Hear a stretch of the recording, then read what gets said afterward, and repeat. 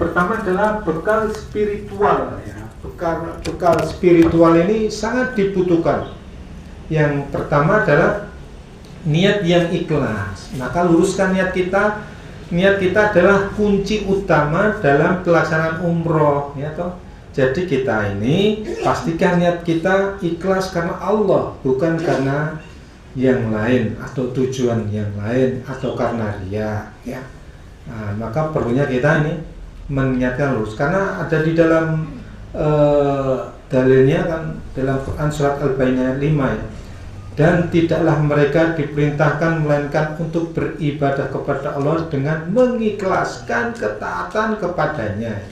Jadi kita ini ibadah itu harus dilandasi keikhlasan, bukan karena riya, bukan karena kepepet, bukan karena disuruh, bukan karena wangune. Nah, kita jangan ikut-ikutan. Inilah. Jadi di dalam surat Al-Baqarah 5 ini sebagai landasan kita untuk meluruskan niat kita dalam beribadah umroh. Luruskan tujuan kita untuk beribadah kepada Allah Ta'ala.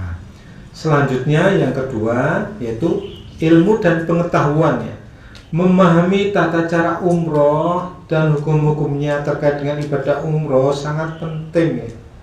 Sangat penting. Amal tanpa ilmu akan tertolak. Pastikan kita telah mempelajari ilmu umroh sebelum melaksanakan ibadah ya.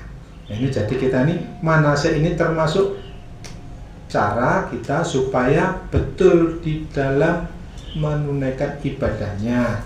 Karena apa? Di dalam Quran surat An-Nahl yang saya sebutkan tadi, maka bertanyalah ya, kepada orang yang berilmu jika kamu tidak mengetahui. Kita ini disuruh untuk belajar tolabul ilmi, laki-laki maupun perempuan. Nah, jadi ini spiritual supaya kita ini harus banyak belajar. Jangan hanya apa mau umroh kok hanya 1 kali 2 kali manasik. Kita ini harus berkali-kali untuk memantaskan diri dalam beribadah umroh ini. Kemudian yang ketiga yaitu takwa dan iman. Meningkatkan takwa dan iman kita kepada Allah SWT sangat penting dalam melaksanakan umroh. Pastikan kita telah memperbaiki diri, meningkatkan kualitas iman kita. Makanya perlunya kita ini taubat, pertobatan itu dimulai dari sekarang. Mungkin yang dulu melakukan kedzaliman kita sucikan. Nah, karena apa? Di dalam Quran surat Al-Baqarah 177 disebutkan, artinya sesungguhnya orang-orang yang bertakwa adalah mereka yang beriman kepada Allah dan hari akhir. Jadi bekal kita ini takwa.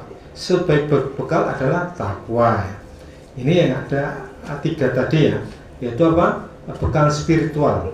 Pertama niat yang ikhlas, kemudian yang kedua apa? Ilmu dan pengetahuan kita. Amal tanpa ilmu akan tertolak. Ingat-ingat sekalian, jangan asal ikut-ikutan ya. Kemudian yang ketiga takwa dan iman. Nah, ini. Kemudian sekarang bekal yang lain adalah bekal fisik ya. Bekal fisik yang pertama adalah kesehatan. Kesehatan. Pastikan dalam kondisi fisik yang sehat sebelum melaksanakan umroh ya. Kita cek kesehatan kita ya. Makanya perlu kita apa? Kita vaksin di mana? Di poliklinik. Kadang-kadang nanti mesti dicek dulu sebelum divaksin itu tekanan darah normal atau tidak. Nah, seperti itu. Saya ini kemarin itu yang vaksin terakhir ini dicek ternyata apa? Tinggi. Tekanan darah saya tinggi, tapi oleh dokternya masih di ambang, sebetulnya ambang tinggi ya. Saya disuntik vaksin.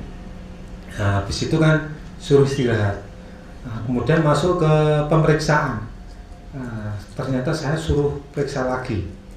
Untuk yang jadi periksanya 2 kali, bayarnya 2, bayar vaksin sama bayar periksa.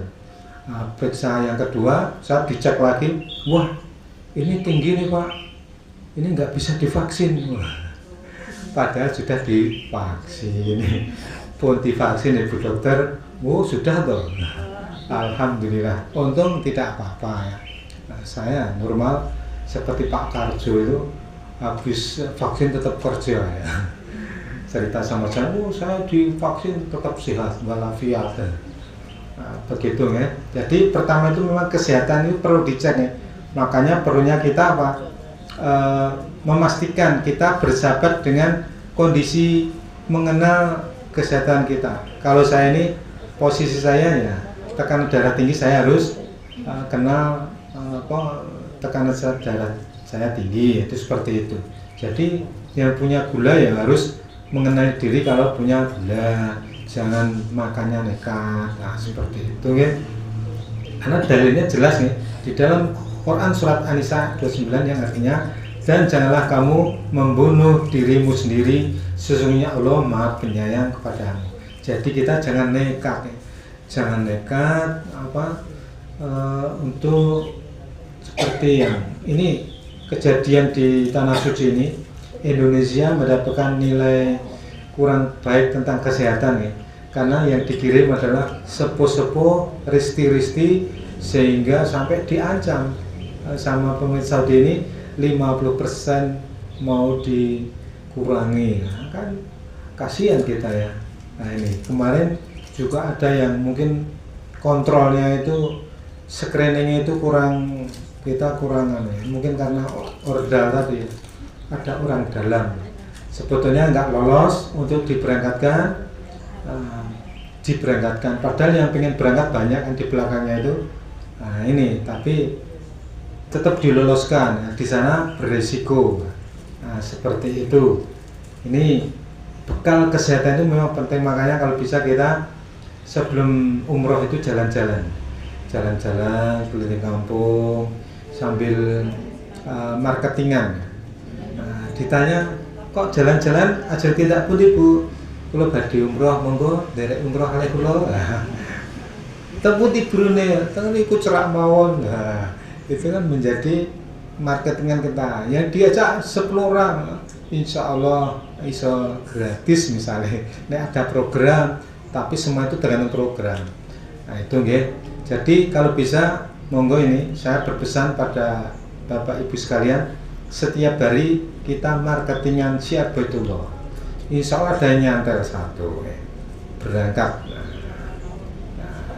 Pokoknya kita ketemu orang itu diajak aja monggo umroh. Nah, insya Allah nanti banyak manfaatnya lah ya. Yang belum umroh haji itu sama punya mobil wajib mana?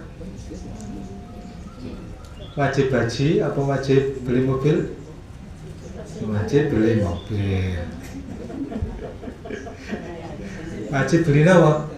Beli tiket ya, wajib beli tiket untuk umroh ya, atau haji ya, karena rumah itu bisa di mana-mana ya Pak.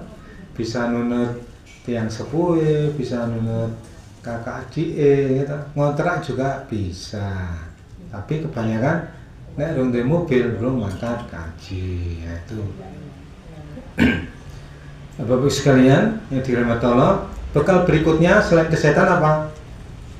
Keuangan. Uang bukan segalanya ya Bapak-Ibu, tapi segalanya butuh uang. Ya, uang bukan segalanya, tapi segalanya butuh uang.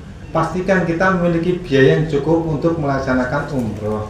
Tapi kita jangan khawatir Bu sekalian. Yang punya uang itu Allah. Kita minta kepada Allah. Jangan sampai kita mengalami kesulitan keuangan selama perjalanan ya. Kita ada uang lah, insya Allah 2 juta sudah cukup untuk sangu itu. Nggak usah banyak-banyak ya. Nanti kalau banyak-banyak malah repot. Kita di sana mau beli apa-apa itu mah pusing ya. Nanti lenggowo piye, kapasitas cuma sak koper, koper itu mana-mana ya. Mana sih ditaleni seperti itu, nanti over bagasi, nah, itu contohnya. Jadi tetap kita kalau bisa nabung tujuannya untuk umroh ya. Nah, untuk umroh sedikit-sedikit itu bukan uang yang kita tabungkan, tapi kita ini menyambut atas panggilan Allah. Ya Allah, aku menyambut panggilanmu, saya nabung ini kelitik ya. Ini bukan uang ini yang nanti memberangkatkan kita. Insya Allah rezeki itu datang dari mana-mana. Wa yarzuqu min haitsu la yahtasib. Jadi kalau bisa kita action ya, action beneran ya. Nah, insya Allah nanti kita bisa berangkat. Kemudian berangkat kapan ya?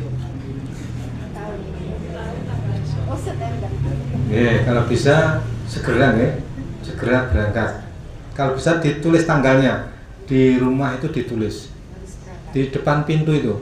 Ini kemarin Mas apa itu yang tukang bersih-bersih WC masjid itu, Mas apa ya, yang viral itu kemarin haji tahun ini dipanggil oleh kerajaan Arab Saudi gratis.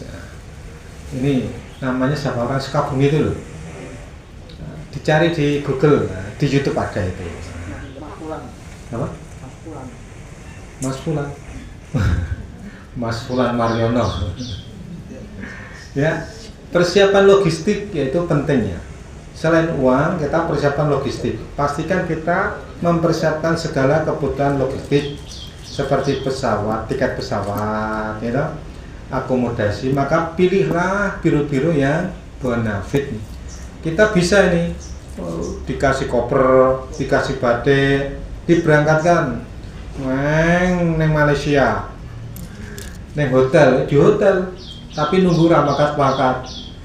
Akhirnya balik ke Indonesia karena tidak diberikan visa, hanya diberangkatkan. Ini visanya nggak jadi turun. Nah, seperti itu. Makanya kita perlunya memilih biro yang bonafit. Nah, ya, maka perlu kita ngecek bironya, kredibilitasnya bagaimana. Sekarang biru-biru banyak yang murah-murah. Mana ada apa? Ada pameran di Amplas ya, Hotel Ambarukmo itu murah-murah itu, murah-murah ya. Itu kalau jenengan ke sana kepengen berangkat karena murah-murah. Tapi sayangnya apa? Transit itu. Ada yang transit, nah, kalau murah itu. Tapi juga ada yang murah tidak transit juga ada. Tapi promo. Nah, tapi promo itu ada. Nah, tapi saya gumunya itu malah ada yang di tempat kita ini yang apa, tamu-tamu yang di biro kita itu malah tanya nyari yang mahal-mahal.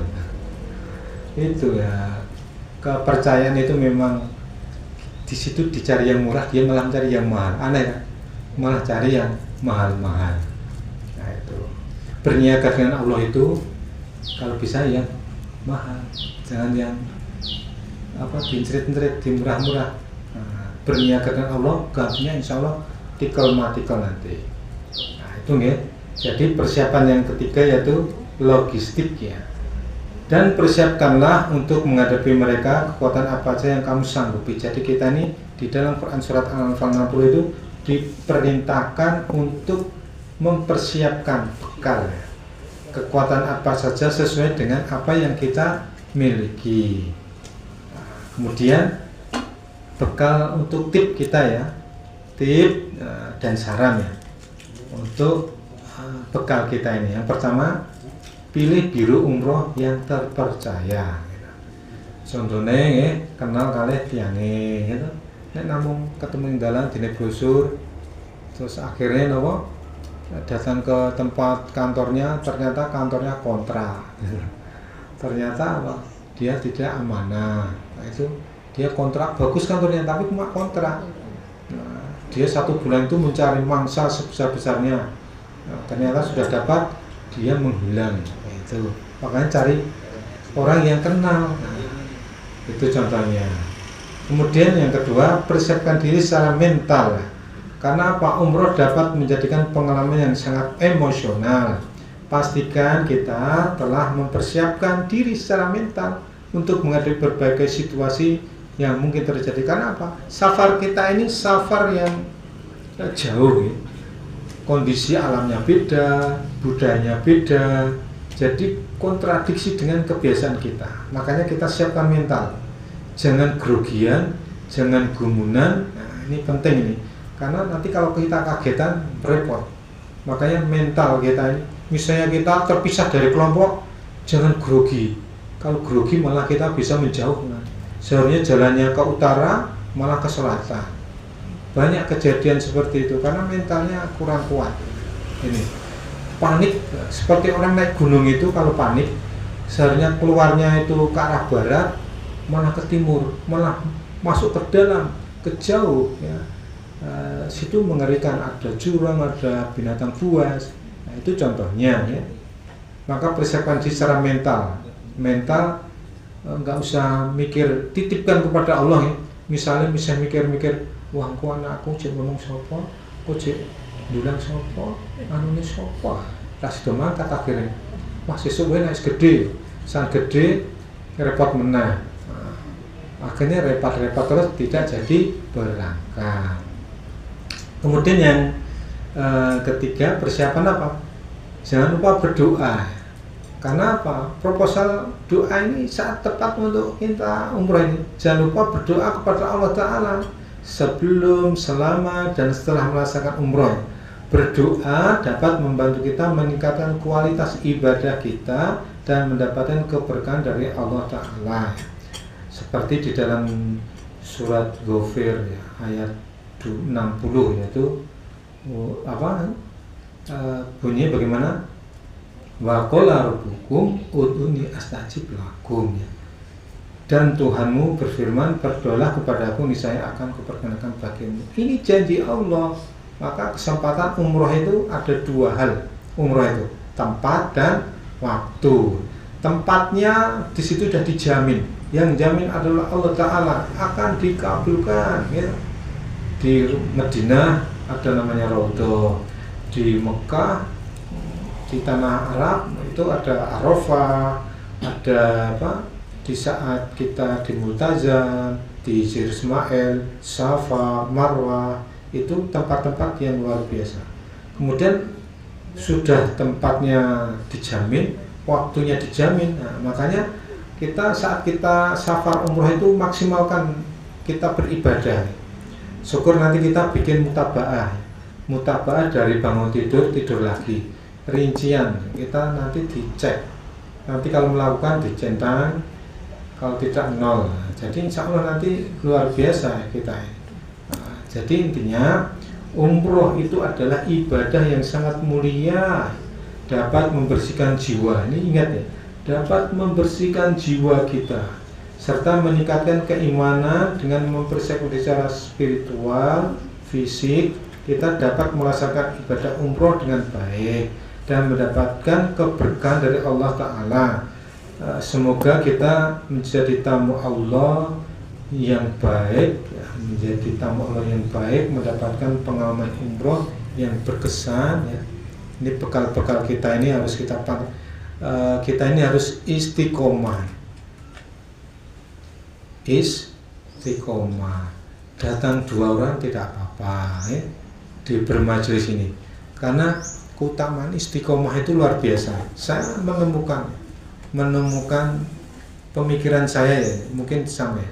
Kalau kita hanya mungkin beramal gede tapi sekali, misalnya kita beramal gede sekali tapi dia ngomong ke hilang tidak? Hilang. Tapi kalau istiqomah itu kan ada yang hilang, ada yang tidak. Nah, makanya keutamaan istiqomah itu. Makanya perlunya kita ini beramal itu yang istiqomah. Nah, kalau cuma sekali gede tapi tidak melakukan lagi, malah ngomong musnah. Tapi kalau kita melakukan ini ditompo, ini melakukan dilele kita riak hilang, tapi melakukan lagi diterima.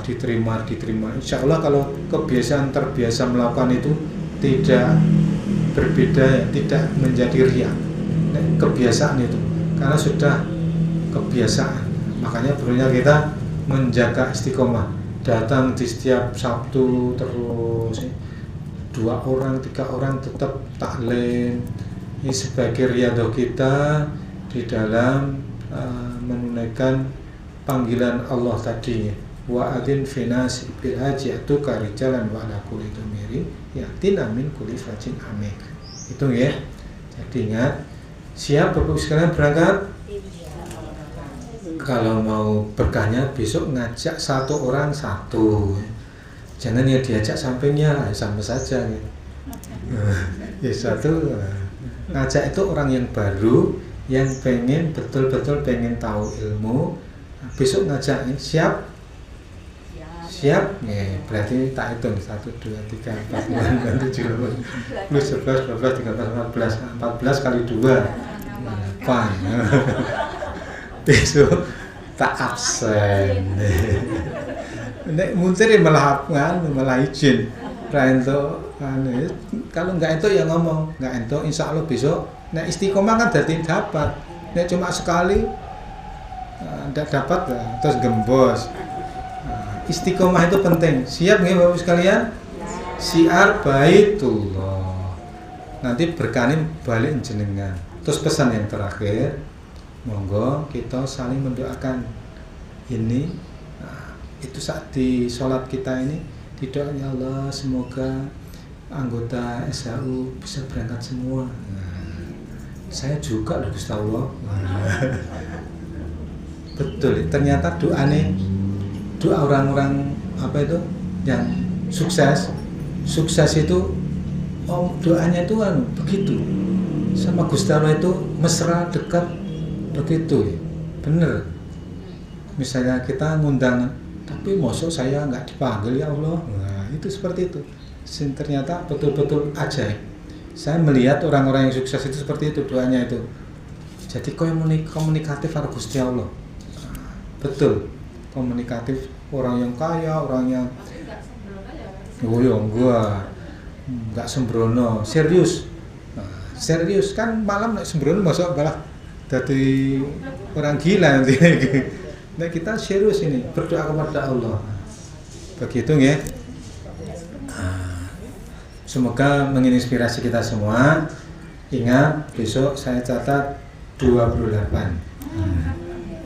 Semoga menjadi wasilah kita untuk berangkat ke Baitullah.